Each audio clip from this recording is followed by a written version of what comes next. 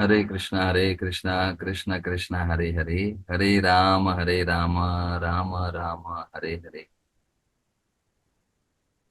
हरे कृष्णा। तो महाराज जी के मुखारविंद से हम सुन रहे थे, जैसे ये जो उत्सव चल रहा है एकादशी से, एकादशी बड़ी एकादशी थी, और खास करके अभी उसके बाद द्वादशी, रुक्मिणी द्वादशी, और आज का दिन फिर त्रयोदशी। आज भी बड़ा महत्वपूर्ण है क्योंकि आज का दिन विशेष है।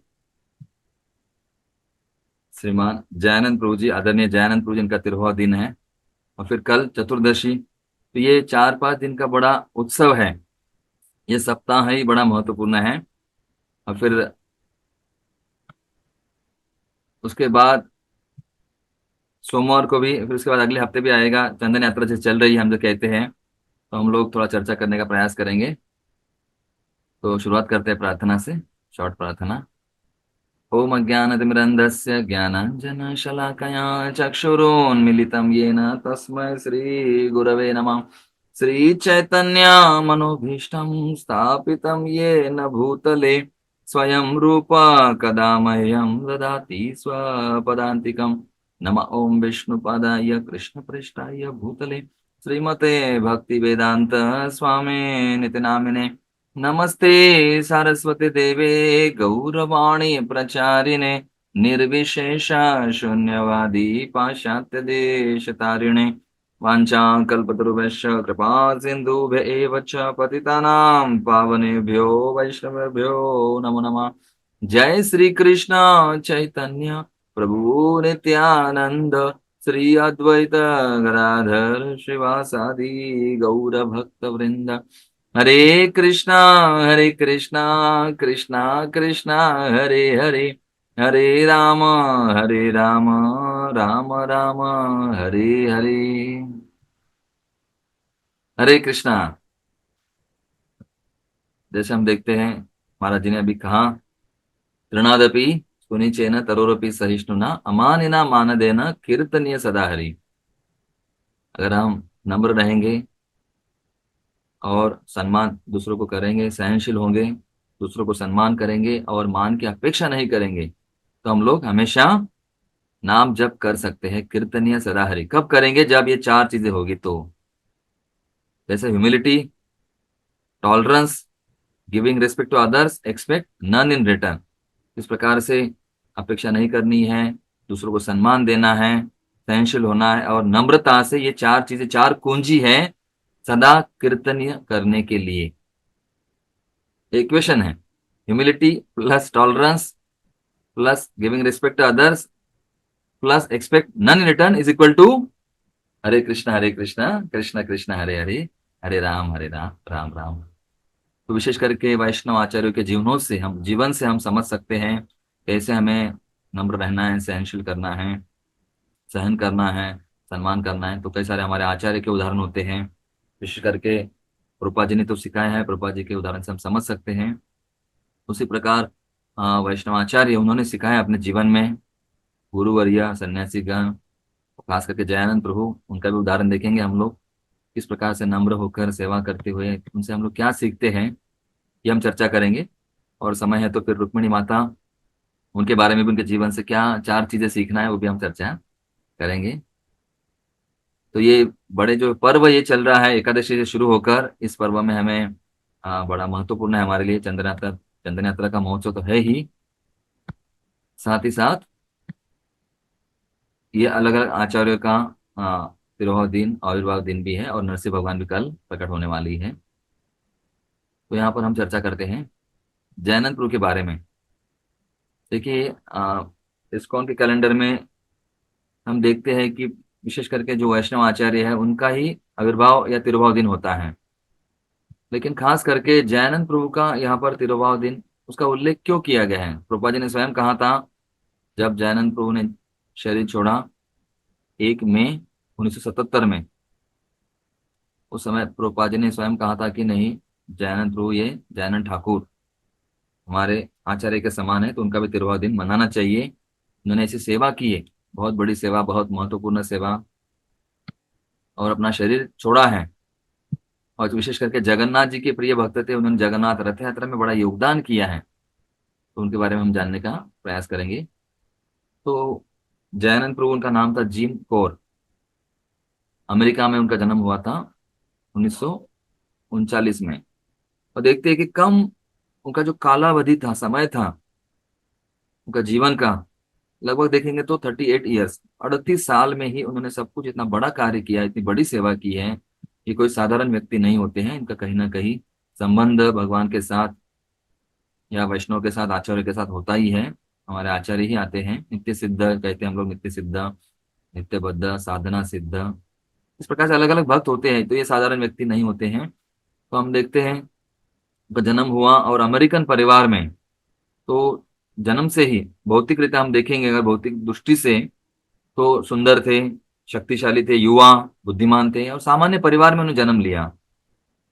और मैकेनिकल इंजीनियर, अभियांत्रिकी की पदवी प्राप्त थे। इतना होते हुए भी जब 1967 में जब प्रभुपाद जी से वो मिले, जुड़े, और तुरंत जैसे इस्कॉन की स्थापना 66 में हुई, तो तुरंत जैसे प्रभुपाद जी को मिले, जो हिप्पी हम लोग देखते थे प्रभुपाद जी ने कैसे हिप्पी लोगों को हैप्पी बना दिया, तो एक हिप्पी में से ही दयानंद प्रभु जी थे, जिम कौर थे। और जब उन्होंने कहा, स्वयं उन्होंने कहते थे हमेशा वो, कि मैं भक्ति में आने के पूर्व, जब स्वामी जी, स्वामी प्रभुपाद जी से मिलने के पूर्व, मैं अपने आप को हमेशा दुखी महसूस करता था। हम देखते जैसे प्रहलाद महाराज भी, वो भौतिक कार्यकलापों में आनंद नहीं लेते थे, खेल कूद में उनको रुचि नहीं थी बचपन से ही। और जैसे भक्त होते हैं, उनका लक्षण होता है कि भौतिक जो अनासक्त, इनडिफरेंट, भौतिक दृष्टि से वो अनासक्त होते रहते हैं, और भौतिक चीजों में उनको आनंद नहीं मिलता है, सुख नहीं मिलता है। तो जयानंद प्रभु भी उसी प्रकार से, वो कहते थे कि मैं जब स्वामी प्रभुपाद जी से मिला 67 में, तो उनको मिलने के बाद मुझे अलग सा लगा, और हमेशा मैं सुखी रहने लगा। उनके जीवन में पहले सुख नहीं रखता था, मतलब भौतिक चीजें चीजें थी, लेकिन जो आत्मिक सुख है, आध्यात्मिक सुख है, वो नहीं प्राप्त होता था। प्रभुपाद जी से मिलने के बाद उनको वो सुख मिलने लगा। उन्होंने स्वयं कहा कि मैं सुखी अपने आप को महसूस करने लगा जब स्वामी जी से मिला, भक्ति में जुड़ गए। और एक सरल, सीधे सादे हिप्पी व्यक्ति में से एक थे, उनके ऊपर प्रभुपाद जी के संघ का एक आकर्षित हो गया, प्रभुपाद जी के प्रति उनके संघ का प्रभाव हुआ। और विशेष करके उनको प्रभुपाद जी के जो मॉर्निंग टॉक है, सुबह के प्रवचन, प्रभुपाद जी के बहुत अच्छे लगते थे। हालांकि सुबह का समय सोने का होता है, लोग सोते, आराम विराम, आराम करते हैं। कई सारे हिप्पी लोग सोते थे उस समय, रात में नशा पान करते हुए सोते रहते थे। लेकिन ये जो दयानंद प्रभु जी हैं, सुबह उठकर प्रभुपाद जी के प्रवचन में हाजिर होते थे, और वहां पे उपस्थित होकर उन वो कहते हैं कि मुझे प्रभुपाद जी के प्रवचन बहुत अच्छे लगते हैं। और प्रवचन ध्यान पूर्वक सुनते थे सुबह के, क्योंकि प्रभुपाद जी सुबह बड़ी बातें बताते, साधना के बारे में, सेवा के बारे में, जैसे महाराज जी बताते हैं। उनको बड़ा आकर्षण था प्रभुपाद जी के ये सुबह के प्रवचन के प्रति। और फिर हम देखते हैं कि धीरे धीरे वो आगे बढ़ने लगे, और मिले, सुखी होने लगे, और हैप्पी से फिर हैप्पी बन गए, जो हैप्पी लोगों में से एक हैं। और उन्होंने दूसरों को भी हैप्पी करना शुरू कर दिया। और वो जब जॉब करते थे, अपने सेवाएं, तो उन्होंने जो प्रभुपाद जी को पहला जो डोनेशन दिया, $5,000। सोचिए उस जमाने में, लगभग 50-60 साल पूर्व, $5,000 की कीमत क्या होगी। उस समय पे उन्होंने $5,000 प्रभुपाद जी को दान दिए थे। और दूसरी बार ऐसे नहीं, हर बार, कई बार, जब दूसरी बार प्रभुपाद जी ने उनको धन्यवाद दिया, एक पत्र भी लिखा, पत्र भी हम दिखाएंगे। प्रभुपाद जी उनके सराहना करते थे। जो तो उस समय उन्होंने, फिर ये पत्र था, यहाँ पर है, ये सारी सेवाएं प्रभुपाद जी की। और फिर प्रभुपाद जी ने पत्र उनको लिखा, धन्यवाद आपने मुझे दिए, और बाद में दूसरी बार भी दिए मुझे गीता प्रिंट करने के लिए। तो गीता प्रिंट करने के लिए उन्होंने $5,000 दूसरी बार भी दिए, ऐसे कई बार दिए। देखिए उस जमाने में इतना डोनेशन, दान देना बड़ी बात होती थी। और एक युवा लड़का, देखेंगे कितने हैंडसम लग रहे हो, रूपा जी के साथ उनका संबंध भी हम इस प्रकार देखिए, हाँ यहाँ पर स्वयं से एकदम सूट कोट में, सुंदर युवा अमेरिकन, मतलब, और इंद्र तृप्ति में लिप्त थे पहले, पूर्व जीवन में। लेकिन बाद में फिर प्रभुपा जी मिलने के बाद सुखी हो गए, और उन्होंने कहा प्रभुपा जी ने मुझे सुखी किया है, तो प्रभुपा जी को $5,000 कई बार उन्होंने डोनेशन, दान दिया। और ऐसा होते हुए भी कुछ अपेक्षा नहीं की, और हम देखते बाद में कि उन्होंने ऐसे दान दिया, प्रभुपाद जी ने उनको धन्यवाद दिया। उस समय प्रभुपाद जी को मतलब धन की आवश्यकता भी थी सेवा के लिए। और हम देखते हैं कि वो प्रसाद वितरण करते थे। कई सारे सन्यासियों ने उनके बारे में कहा है, कई सारे भक्तों ने, प्रभुपाद जी ने उनके ऑफरिंग में कहा है, श्रद्धांजलि में, कि प्रसाद वो स्वयं बनाते भी थे और बनाकर भक्तों को खिलाते भी थे। हालांकि कोई भक्त मंदिर में, उस सेंटर में, केंद्र में उस देर से आएगा, देर से आता था, तो 10-11 बजे भी उनके लिए वो अलग प्रसाद की व्यवस्था करते थे। प्लेट निकाल कर रखते थे, आप आ रहे हैं, हाँ आप आए नहीं इसलिए आपके लिए मैंने प्लेट बना कर रखा है, हलवा, पूड़ी, पकौड़े, पूरा प्रसाद। नहीं तो हम क्या करते, कई बार यात्रा में हो गया, अपना प्रसाद हो गया बस, बाकी किसी के बारे में देखते नहीं, अपने आप तुरंत सो जाते हैं फेस्टिवल में। लेकिन फेस्टिवल में भी वो लगभग हर भक्तों के लिए देखते थे, कौन लेट आ रहा है, कि ये भक्त नहीं आया, उनको प्रसाद मिला नहीं है, उनको प्रसाद खिलाते थे। और जैसे प्रभुपाद जी कहते थे कि हमें प्रसाद इस प्रकार खाना भी चाहिए, खिलाना भी चाहिए कि यहाँ तक, गले तक। जैसे परम पूज्य लोकनाथ स्वामी महाराज जी भी कहते हैं, अगर उंगली डालेंगे तो प्रसाद लगना चाहिए, इस प्रकार से प्रसाद पेट भर के खाना चाहिए, जी भर के, अपने गर्दन तक। तो और भक्तों को खिलाते थे। और खिलाने के बाद प्रसाद, भक्त लोग बड़े प्रसन्न, उनसे प्रति बहुत आकर्षण, एक प्रेम का संबंध भक्तों का बढ़ गया था। और उतना ही नहीं, कीर्तन में रुचि थी उनको। सुबह की आरती के लिए, सुबह के प्रवचन कीर्तन के लिए, हमेशा हरिनाम के लिए जाते थे, तत्पर होते थे। यहाँ पर भी देखिए एक हाँ, चित्र जाके हरिनाम के लिए हमेशा प्रभुपाद जी को मदद करते थे, कीर्तन के लिए आगे आते थे। और कीर्तन में रुचि उनको थी, नाम जप में। देखिए पहला चित्र है हरिनाम जप में, अल्टर के सामने जप कर रहे हैं, पूरे भाव विभोर होकर प्रभुपाद जी की सेवा में सबसे आगे रहते थे। क्योंकि शुरुआत में बहुत सारे कम भक्त थे और बहुत नम्र थे, और प्रचार कार्य में उनको बड़ी रुचि थी। तो एक बार ऐसे कहा जाता है कि कई सारे भक्त, नए लोग उनके व्यवहार के प्रति, उनके आचरण के प्रति आकर्षित होते थे। तो एक बार वहां पर मंदिर के आसपास एक कचरा उठाने वाला व्यक्ति मंदिर में आता था, और आते आते उनको जैनपुर का स्वभाव अच्छा लगा, उनसे मित्रता हो गई, घनिष्ठता हो गई। और बाद में उस व्यक्ति ने वो सेवा करते करते मंदिर ज्वाइन कर लिया और भक्त बन गया। जब नया कोई व्यक्ति वहां पर आया, उसने देखा, उसने उनको पूछा आप क्या करते थे पहले, क्या सेवा आपकी थी? बोले पहले मैं बाहर का कचरा उठाता था ऐसे ही, और फिर मंदिर का उठाने लगा, बाद में मंदिर से जुड़ गया, भक्त बन गया। तो बड़े प्रसन्न थे। तो उस व्यक्ति ने, दूसरे जो बाहर का व्यक्ति, नया व्यक्ति है, उसने देखा एक यहाँ पर इस मंदिर में एक कचरा उठाने वाला व्यक्ति इतना प्रसन्न है, वो भक्त बन गया, तो बाकी लोगों का क्या कहना। वो व्यक्ति आकर्षित हो गया, और व्यक्ति, उन्होंने भी वह मंदिर ज्वाइन कर दिया, मंदिर से अपने आप को इस्कॉन से जोड़ लिया। इस प्रकार देखते हैं, जब हम कहते हैं कि अब अगर भक्त प्रसन्न होता है, जैसे वेदांत सूत्र में कहा गया है, आनंदमयो भ्यासात, आत्मा का स्वभाव ही है आनंद प्रकट करना, आनंद में रहना, आनंद देना। तो अगर हम स्वयं आनंद में रहते हैं तो प्रचार अच्छा होता है। हैप्पी डिवोटीज कैन प्रीच मोर। अगर हम प्रसन्न हैं तो हम दूसरों के ज्यादा व्यक्ति प्रसन्न हो जाते हैं। हम लोगों को कहते हैं चैंट एंड बी हैप्पी। तो जब करने के बाद हम प्रसन्न होने चाहिए, और वो हमें देखकर भी लोग प्रसन्न होते हैं, प्रचार अपने आप होता है। तो इस प्रकार से कई सारे लोग जैनपुर से जुड़ गए, हमेशा प्रसन्न रहते थे। हमारे सेवा शादी के उनका फोटो भी देखिए आप, कितने प्रसन्न लग रहे हैं। और विशेष करके उनको कहा जाता है कि हमारी जो रथ यात्रा होती है, रथ यात्रा में फोटो जो लगता है शुरुआत में, वो जैन श्री जैनंद प्रभु का ही फोटो लगता है। तो बड़े प्रसिद्ध हैं। और उन्हें रथ यात्रा के लिए पूरा, उनको कहा गया है किंग ऑफ रथ यात्रा।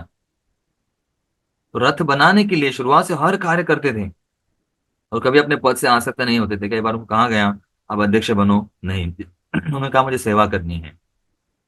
कई बार वो किसी मंदिर के अध्यक्ष भी थे, फिर भी वो सेवा में अपनी हमेशा रुचि रखते थे। और इसे कहा गया कि ऑलराउंडर, ऑलराउंडर की पूरी सेवा है, सब सेवा वो लगभग करते थे। वन मैन शो, कई सारे सेंटर में तो वन मैन शो की तरह वो कार्य करते थे। मतलब प्रसाद बनाना भी, रविवार का प्रवचन, संडे का प्रवचन भी देना उत्सव का, उसने के बाद बर्तन धोना और साफ सफाई करना। और फिर रात को कई बार वो टैक्सी भी चलाते थे। कई सारे वक्त कहते थे, कई सारे सन्यासी उनको कहते थे कि आप इतने अच्छे पढ़े लिखे हैं, मैकेनिकल इंजीनियर हैं, फिर भी आप ये टैक्सी ड्राइवर की सेवा क्यों करते हैं? वो कहते नहीं, मुझे अच्छा लगता है, और इस समय रात को कर सकता हूँ, अपने आप को समय निकाल सकता हूँ दिन भर सेवा के लिए। देखिए रात्रि में टैक्सी चलाकर जो पैसे मिलते थे उनसे मंदिर चलाने के लिए, मंदिर सेवा के लिए, और फिर सुबह कुकिंग, प्रवचन देना, साफ सफाई करना, सबसे प्रचार कार्य करना, कीर्तन करना। तो इस प्रकार कई बार वो बहुत कम समय भी सोते थे, लगभग 2-3 घंटे में, लेकिन सुबह उठकर मंगल आरती में हमेशा फ्रेश। भक्तों का स्वभाव है। और उस समय रथ यात्रा में उन्होंने बड़ी सेवा की है। उनको कहा गया रथ यात्रा मैन, किंग ऑफ रथ यात्रा ऐसे कहा जाता था उनको। रथ के लिए उन्होंने पहला जो रथ यात्रा है, मतलब इस्कॉन का सैन फ्रांसिस्को में, वहाँ उन्होंने बड़ी मदद की है। और कहा जाता है कि 1976 में जो रथ यात्रा हुई वो मोस्ट सक्सेसफुल रथ यात्रा। और जैनंद प्रभु ने इस प्रकार से बड़ी, जो हम लोग देखते हैं प्रभुपाद जी, यहाँ पे बड़ी सारी भीड़ वहां पर थी। और रथ के लिए हमें दिन भर, पूरे रात भर उन्होंने सेवा की। उतना ही नहीं, कैसा लोगों को सेवा में लगाया। और परम पूज्य जयप्रताप स्वामी महाराज कहते हैं कि जब वो पहली बार आ रहे थे तो इनका नाम था जिम, जिम कौर। तो हर कोई व्यक्ति उनसे प्रेम से संबंध होता था, और लोग, बाहर के लोग कहते थे जिम। हमेशा इस्कॉन उनको ज्यादा पता नहीं था, तो कहते थे जिम, हाँ जिम है क्या, हम हमसे मिलते हैं, हमारी दोस्ती है, फ्रेंड है। कई सारे बाहर के व्यक्ति कहो, कर्मी व्यक्ति कहो, अभक्त, कोई भी व्यक्ति, और नए भी लड़के जो उनसे आकर्षित होते थे उनके स्वभाव के कारण। और वो हमेशा सबको सेवा में लगाते थे। पर मुझे जयप्रताप महाराज कहते हैं कि जब वो पहली बार आए और रथ यात्रा का सेवा जयप्रताप जयानंद प्रभु जिम कर रहे थे, और वो खिला मार रहे थे। तो उन्होंने कहा कि हे कम हियर। तो उन्होंने पूछा उनको, जब जयप्रताप महाराज जी जा रहे थे तो उनको पूछा, उन्होंने कहा ठीक है, क्या सेवा करो, थोड़ा मुझे हेल्प करोगे, मदद करोगे। उन्होंने किया, हाँ। किला ऐसे पकड़ा और ऊपर से ठोकने लगे। ठोकने लगे तो उन्होंने अप्रिशिएट किया, सराहना की, कितना अच्छा आपने पकड़ा है और कितना अच्छा आप ठोक रहे हो, कि आपके हाथ को लगा भी नहीं। ये देख के उनको अच्छा लगा, अरे मैं तो युवा हूँ, इतना तो मुझे, छोटी से बात के लिए कोई मुझे सराहना करता नहीं है, मेरा गुणगान करता नहीं है, अप्रिशिएट करता नहीं है। उनको अच्छा लगा। और इस प्रकार जयप्रताप महाराज जी कहते हैं कि हफ्तों तक मैं इस रथ यात्रा के रथ की सेवा में लगा रहा, पता भी नहीं चला कैसे सेवा में जुड़ गए और सेवा में लगे रहे। इस प्रकार से एक बड़े भक्त का स्वभाव होता है। और पर मुझे जयप्रताप महाराज कहते हैं कि वो मेरे मेंटर भी रह चुके हैं, उन्होंने मुझे सेवा में लगाया, सेवा में लाया। तो गुणगान करते हैं। आज हम देखते हैं परम जयप्रताप स्वामी महाराज जी कितने बड़े गुरु हैं, प्रभुपाद जी के शिष्यों में से, वरिष्ठ शिष्यों में से एक प्रमुख हैं, और हमारे प्रमुख नेता है के समान हैं। उनको भी आदरणीय जयानंदपुर में सेवा में लाया था। उस प्रकार से वो हर व्यक्ति की सराहना करते थे। बाहर के लोग भी कहते थे नहीं जिम, इसको हमें जिम है, उनको जानते हैं हम लोग, बाकी हमें कृष्ण पता नहीं है, बाकी कुछ पता नहीं है, नियम पता नहीं, लेकिन वो जिम जो है उसके साथ हमारा संबंध है, वो अपने आप से अपना मानते थे। तो ये चार चीजें हमें उनसे सीखना है, जिसे कहेंगे राग। जैसे महाराज ने कहा कि त्रिनादपि सुनिचन, उनके लिए भी ये बड़ा श्लोक महत्वपूर्ण माना जाता है। हमेशा वो जप में व्यस्त थे, सुबह उठते थे। और एक बार तो उनका सेवा इतनी करते हुए उनका जप बाकी था, तो बाद में उन्होंने कहा कि मेरा जप बाकी, मैं साइड बाजू में जाता हूँ। तो बाजू में गए साइड में, उन्होंने अपना जप भी पूरा किया। उनसे, उनके जीवन से हम लोग चार चीजें सीख सकते हैं। राग, रागा, तो RAGA, तो रिस्पेक्ट, हमेशा सबको सम्मान करना है। Give respect and take respect, अगर सम्मान करेंगे तो सम्मान मिलेगा। अदर, आदर देना है सबको। या फिर अदर, इंग्लिश का अदर नहीं है, तो अदर चीजें हमें प्राप्त नहीं होगी, आदर नहीं देंगे। तो आदर यानी सबको सम्मान करना है। सकले सम्मान करते शकति, देहनाथ यथा यथ, यथा यथ, देखकर हमें व्यक्ति को किस प्रकार से, कौन है, सीनियर, वरिष्ठ, दीक्षित है, उनको प्रणाम करना चाहिए, मानसिक प्रणाम, ये उपदेश अमृत में कहा गया है। तो इस प्रकार से हमें सम्मान करना आवश्यक है। कोई भी व्यक्ति हो, कोई भी आत्मा हो, जीवित व्यक्ति हो, प्राणी हो, पशु हो, पंछी हो, वस्तुओं के साथ भी हमें आदर करना बहुत आवश्यक है। और जैन ने सिखाया, उनके जीवन से सीखा है, उन्होंने किस प्रकार सबको सम्मान किया, नए लोगों को जोड़ा, और सबको अप्रिशिएट कर, सराहना करते, गुणगान करते थे। सबका गुणगान करना ये बड़ा वैष्णव का एक एक अच्छा गुण है, स्वभाव होता है कि हमेशा सबका गुणगान करना, अप्रिशिएट, सराहना। हाँ, बहुत अच्छा है। और देखिए, हम लोग वैष्णवों का गुणगान नहीं कर पाएंगे, या वस्तु का गुणगान नहीं कर पाएंगे, सेवा का, किसी कार्य का गुणगान नहीं कर पाएंगे, तो भगवान का भी गुणगान नहीं कर पाएंगे। तो ये आवश्यक है, दूसरों की सराहना करना, गुण को और बढ़ाना, अच्छी बातें करना। और अगर सम्मान करेंगे तो हम अच्छे गुण देख पाएंगे, और फिर हमारे मन में कृतज्ञता अपने आप आ जाएगी, ग्रेटिट्यूड। हर चीज के प्रति कृतज्ञ होना चाहिए।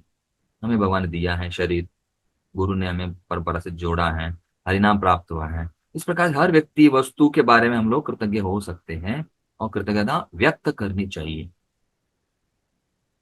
है ना। Faithful heart is a grateful heart, या grateful heart is a faithful heart. जिसके में श्रद्धा है वही व्यक्ति कृतज्ञता व्यक्त करेगा, और कृतज्ञता व्यक्त कर रहा है मतलब श्रद्धा मन में है। और उसके बाद धीरे धीरे फिर हमारे मन में प्रीति, स्नेह, अफेक्शन, अट्रैक्शन अपने आप आ जाएगा। तो अफेक्शन आ जाएगा, प्रेम स्नेह भगवान के प्रति प्रीति आ जाएगी। देखिए पत्र यहाँ पे दिखाया जा रहा है आपको, इसके पीछे जो है पत्र ही है। प्रभुपाद जी ने स्वयं कहा कि आपने पुनः मुझे $5,000 भेजे तो आपका मैं कृतज्ञ हूँ, अच्छी बातें हैं। अपने स्वयं शरीर, हम शरीर नहीं आत्मा, ऐसे कई हमारा मार्गदर्शन प्रभुपाद जी ने उस पत्र में उनको किया है।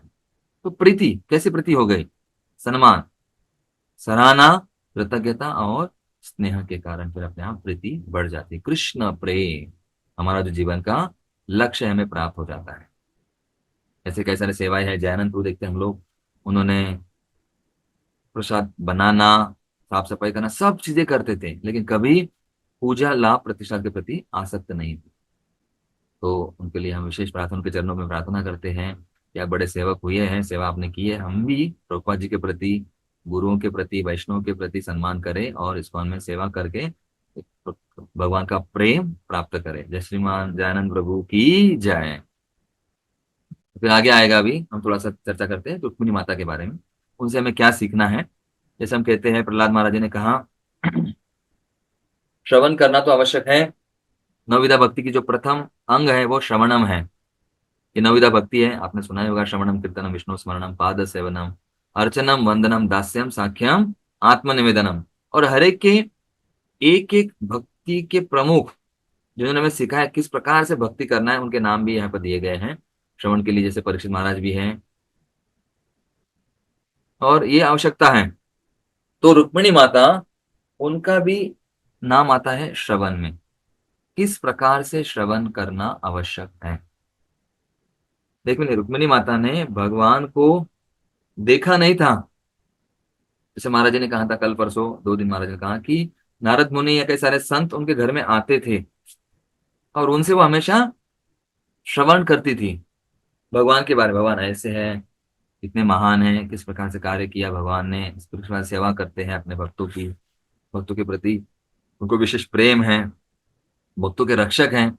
ऐसे कई सारे भगवान के गुणों का वर्णन रुक्मिणी माता ने सुना, और उस श्रवण करने के बाद उनके मन में विशेष भगवान के प्रति आसक्ति, प्रेम आ गया। श्रवण करेंगे, कीर्तन करेंगे, तो न पांच सेवनम अर्चनम वंदनम दास्यम साख्यम, फिर आखिर में आत्मनिवेदनम।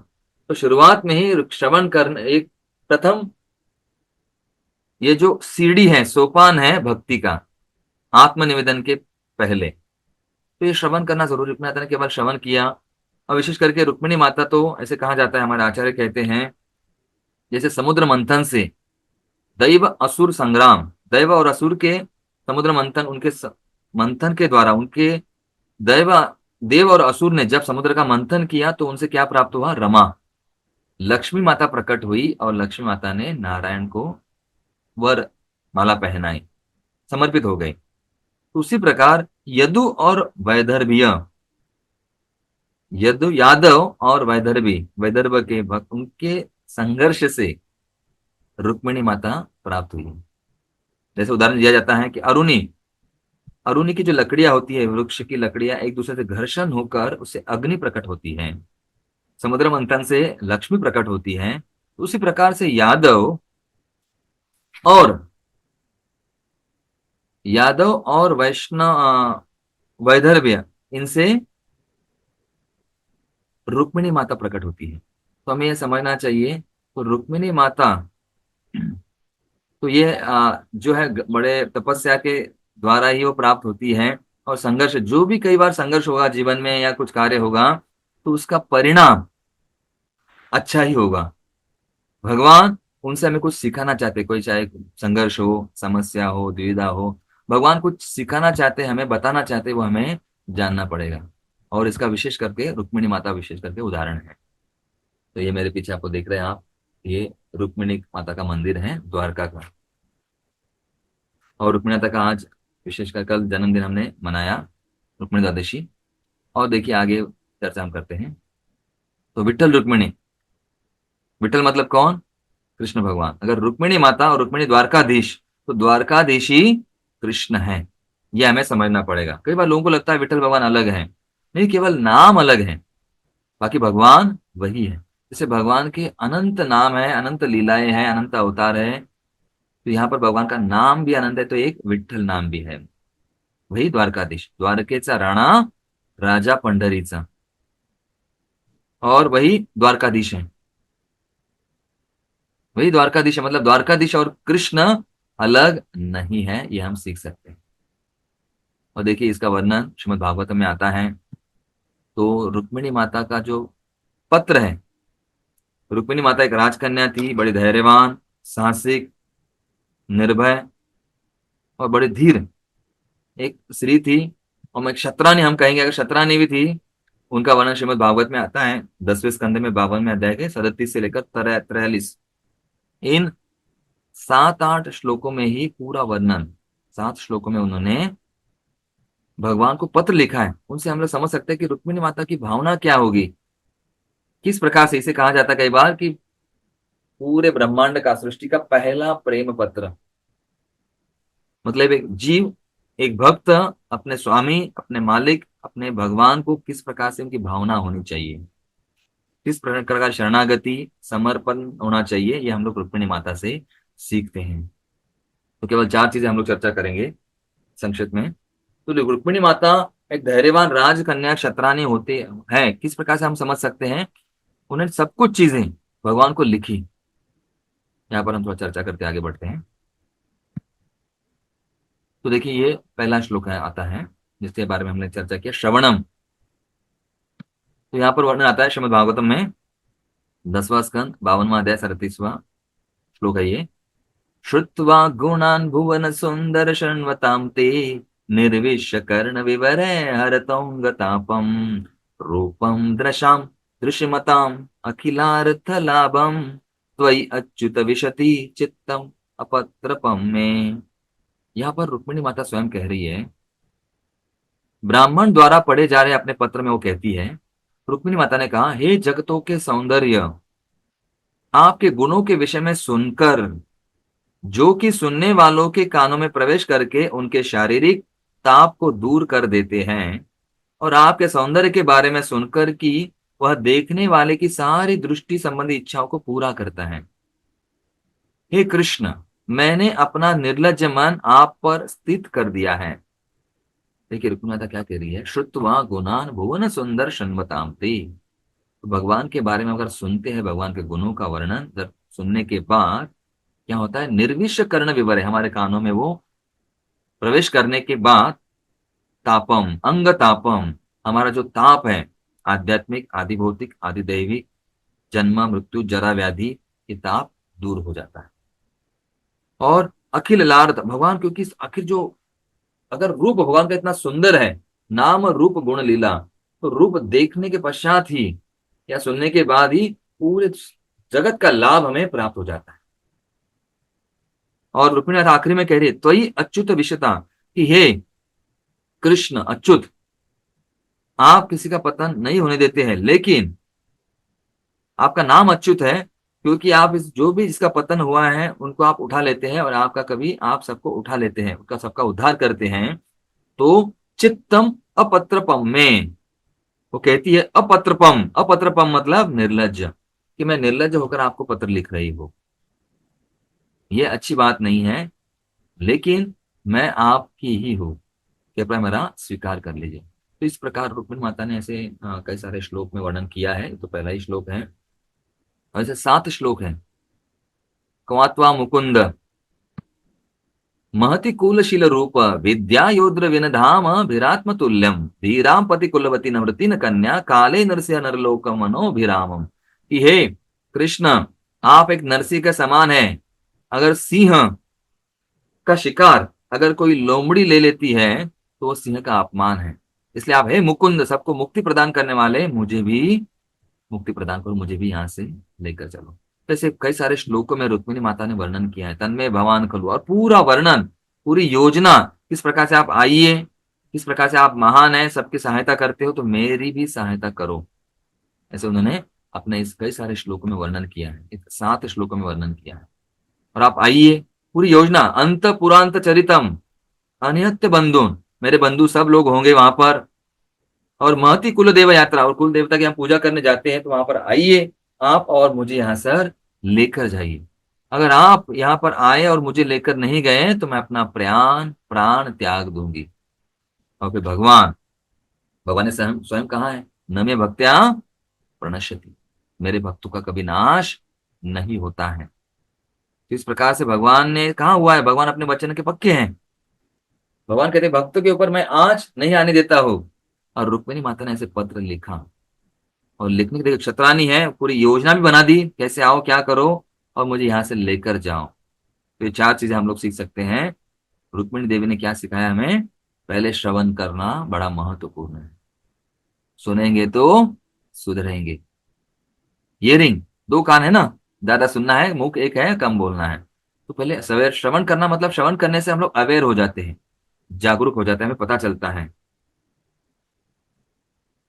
तो हमें समझना जरूरी है कि श्रवण करने से क्या होता है, हम लोग अवेयर, हियर, जागरूक हो जाते हैं, पता चल जाता है कहाँ पर है, क्यों है, कैसे है, क्या सेवा करनी है।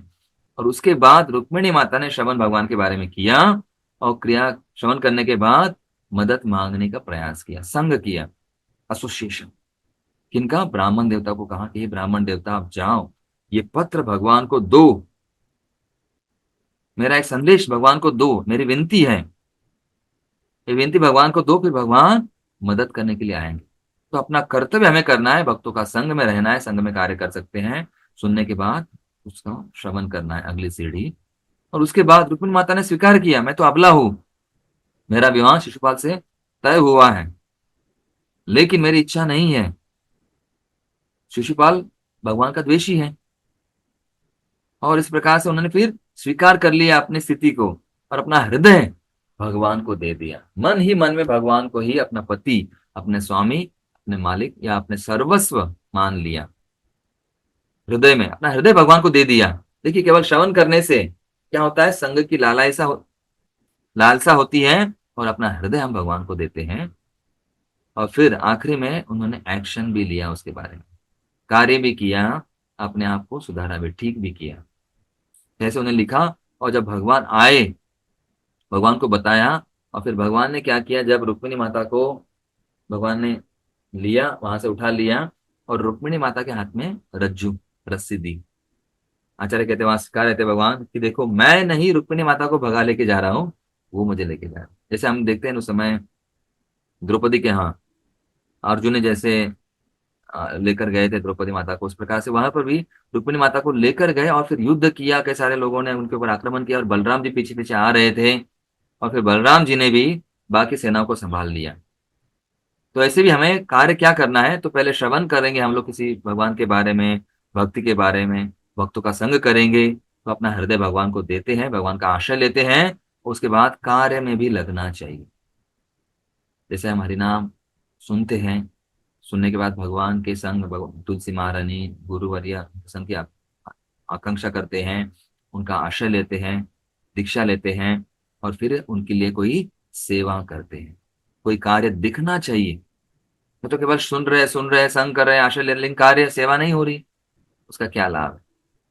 जैसे रुक्मिणी माता ने हमें सिखाया 4 चीजें, hear, get help, give your heart, and got healed, मतलब अपना जो भी समस्या दूर कर दो, कार्य करो, सेवा के लिए आगे बढ़ो। ऐसे रुक्मिणी माता के कई दैविक गुण हैं, 26 गुण, उनके बारे में यहाँ पे वर्णन किया गया है। तो हमारे जो जप में हमें सबसे महत्वपूर्ण है, सुनना चाहिए, श्रवण करना चाहिए। तो यहाँ पर ये चीजें हम लोग देख सकते हैं, जागरूक होना चाहिए, अवेयर, हेल्प लेना चाहिए, स्वीकार करना चाहिए, और कार्य को बढ़ाना चाहिए। रुक्मिणी माता ने सुना, मदद प्राप्त की, अपना हृदय दिया, और फिर ठीक हुई, भगवान के धाम द्वारका पहुंच गए। तो इसी प्रकार से हमें समझना चाहिए कि जो वैष्णव है, भक्त हमें सिखाते हैं, श्रवण के बारे में महिमा बताते हैं, और श्रवण ये भक्ति का पहला अंग है। और विशेष करके हम जब जप करते हैं, नाम जप, तो हम पिछली बार चर्चा किया, एक मंत्र को सुनना चाहिए, रुक्मिणी माता ने भगवान को देखा नहीं था, केवल सुना था। देखिए अभी हमने भी, हम आप सभी, हम लोग भी, कई सारे भक्त यहाँ पर होंगे जिन्होंने प्रभुपाद जी को हमने देखा नहीं है, लेकिन प्रभुपाद जी के बारे में सुना है, गुरु से, वैष्णव से, उनके वीडियो के द्वारा। फिर भी प्रभुपाद हमें अपने लगने लगते हैं। क्यों?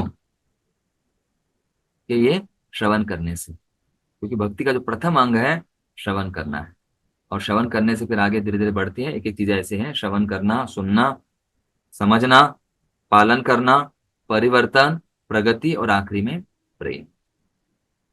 ये सोपान है। सुनेंगे तो हम लोग समझेंगे, समझेंगे तो फिर पालन करेंगे, पालन करेंगे तो फिर परिवर्तन होगा, और परिवर्तन होने के बाद फिर प्रगति होगी, और प्रगति होने के बाद कृष्ण प्रेम, प्रेम प्राप्त। तो ये सीढ़ियां हमें समझना चाहिए। धीरे धीरे ये चीजें होती है, लेकिन शुरुआत होती है श्रवण। तो सीढ़ियां है सुनना, समझना, पालन करना, परिवर्तन, प्रगति, और आखिरी में कृष्ण प्रेम। और फिर वही हमें राग उत्पन्न कर देता है। राग मतलब आसक्ति। कैसे?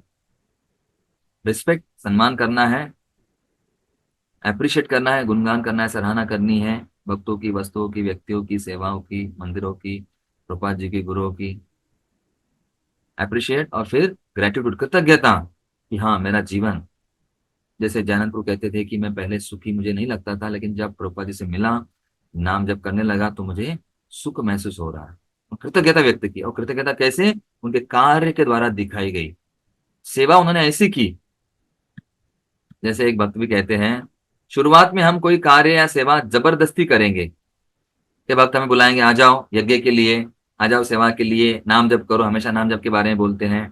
तो शुरुआत में जबरदस्ती हो सकता है, लेकिन अब धीरे धीरे सुनते हैं, समझते हैं, पालन करते हैं, परिवर्तन होता है, प्रगति, प्रेम, और बाद में फिर जबरदस्ती का रूपांतर जबरदस्त में हो जाएगा, जबरदस्त सेवा हो जाएगी।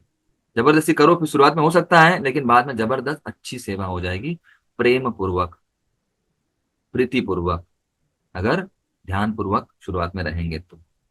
इस प्रकार से भक्ति भी धीरे धीरे आगे बढ़ती है। जैसे अभी हम देखते हैं, आम का मौसम है, शुरुआत में आम कच्चा, कच्ची कैरी होती है, लेकिन पेड़ से टिकी हुई है, परंपरा से टिकी हुई है, तो धीरे धीरे वो पक जाती है, उसका रंग बदलता है, मीठी होती है और नरम होती है।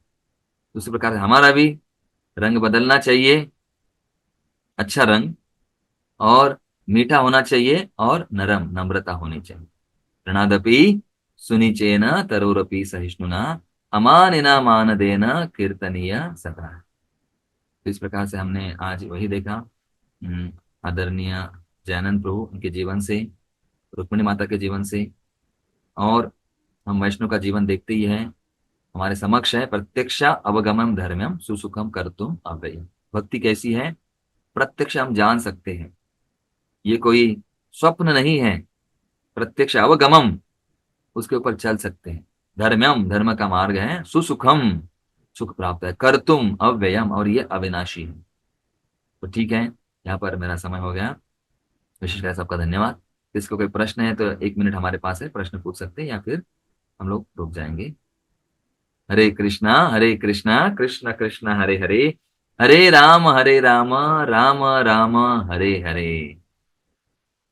चलो, प्रभुपाद की जय, अनंत कोटि वैष्णव वृंद की जय, श्रीमान जयानंद प्रभु की जय, रुक्मिणी माता की जय, नरसिंहदेव भगवान की जय, निताई गौर प्रेमानंदे, हरि हरि बोल। हरे कृष्णा, धन्यवाद।